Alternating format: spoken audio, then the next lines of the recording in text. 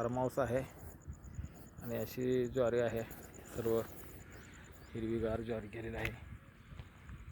आणि हे आमचं क्षेत्र पूर्णपणे जुंधळा आहे. आता ज्वारी पीक हे आम्ही सालाबादप्रमाणे घेतो आणि गाई म्हशी आणि आम्हालाही ज्वारी असावी ह्याच्यासाठी हे पीक घेतलं जातं. आता पूर्णपणे हुरड्यात ज्वारी आहे, हे असं पीक आहे आज ज्वारीचं.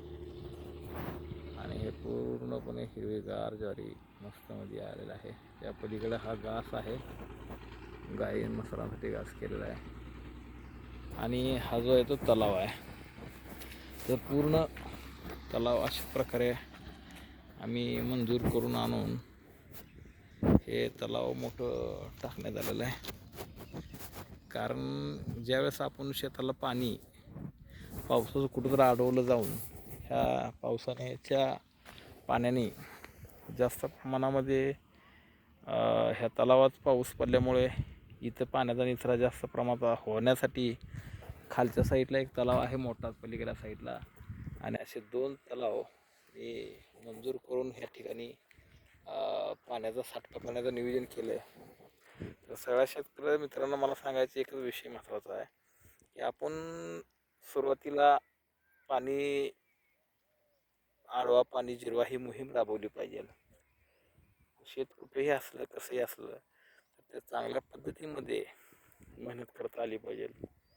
काही अडचणी असतात आपल्याला लाईटीच्या ह्या त्या सगळ्या कमीत कमी सोडण्यासाठी हे या जमिनीमध्ये खट्टमाळ असं एक माळ होतं हे सगळं पूर्ण. ह्याची दगडं वगैरे काढून 2010 साली मी ह्या शेतामध्ये पूर्ण सोडून शेती केलेली आहे. आणि ही शेती करत असताना मला लय मोठ्या अडचणी आल्या निर्माण झाल्या. लाईटीची अडचण आली, काही लोकांनी शिगड्या घरात वापरून दिपी जाळण्याचा प्रयत्न केला. अशा फार मोठ्या अडचणी असताना तरीसुद्धा आम्ही ह्या अडचणीचा स्वतः 5 डीपी नवीन मंजूर करून ह्या ठिकाणी बसवले आहेत. आणि माझ्या संग सर्व शेतकरी जे आहेत आमचे भाऊकीतले त्या सगळ्यांचा पाण्याचा प्रश्न, लाईटीचा प्रश्न मी सोडवलेला आहे. तर अशाच पद्धतीनं तुम्ही ही शेती करा. आणि हा जर व्हिडिओ आवडला तर शेअर करा. थँक्यू.